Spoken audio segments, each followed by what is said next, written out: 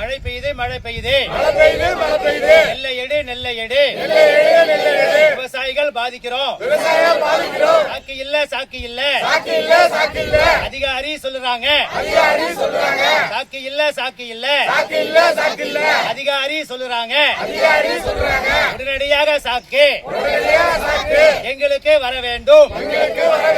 எங்களுடைய மூட்டைகள்லாம் அறுவடை செஞ்சு வந்து கொட்டி வச்சிருக்கிறோம். அதுக்கு எடுக்கிறதுக்கான சாக்கு இல்லைங்கிறாங்க.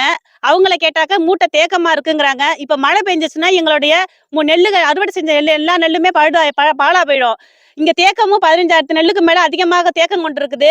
இவங்களை கேட்டாக்க எங்களுக்கு ரொம்ப கஷ்டமா இருக்கு. 13 நாளுக்கு மேல நாங்க நெல்லு கொட்டி இருக்கிறோம். நெல்லு கொட்டத்துக்கு இடமும் கிடையாது. அடி பள்ளத்துல கட்டி இருக்கிறோம். நாங்க எங்க நெல்லை எடுக்கிறதுக்கான உத்தரவை அந்த தமிழக அரசு பிறப்பிக்குமாறு தமிழை கேட்டுக்கொள்கிறோம்.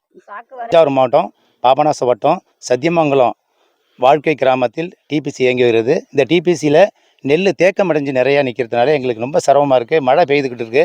கிட்டத்தட்ட ஒரு 15,000 மூட்டைக்கு மேலே இங்கே தேக்கம் இருக்குது. மற்ற அறுவடையும் இருக்குது. மற்ற அறுவடை அறுக்காமல் இருக்குது. இந்த நெல்லை எடுத்தால் தான் மற்ற அறுவடையை அறுக்க முடியும். நெல்லை உடனடியாக அப்புறப்படுத்தணும். தேங்கிய மூட்டையில் இயக்கம் செய்யணும். நிறைய மூட்டை தேங்கி நிற்குது. அது அரசாங்கம் முன்னெச்சரிக்கை நடவடிக்கை எடுத்து உடனடியாக இந்த தேங்கிய மூட்டை எடுத்தால் தான் நாங்கள் மூட்டையை வந்து போட முடியும். சாக்கு உடனடியாக விட வேண்டும். இன்றைக்கே சாக்கு வரணும். சாக்கு இல்லாததுனால தான் தேங்கி நிற்குது. சாக்கு கேட்டால் அதிகாரி என்ன சொல்கிறாங்க, சாக்கு வரலங்கிறாங்க. நான் மேலே இடத்த சொல்லியிருக்கோம், வரலங்கிறாங்க. லோடு மேனை கேட்டாக்க சாக்கு வரல, அதனால் நாங்கள் பிடிக்கலங்கிறாங்க. இந்த சூழ்நிலையில் நாங்கள் பெரும் பாதிப்பட்டு இத்தனை விவசாயிகள்லாம் பாதிக்கப்பட்டு நிற்கிறோம். இந்த பக்கம் பார்த்தீங்கன்னா விவசாயிகள்லாம் நிறையா நெல் கொட்டிச்சிருக்கோம்.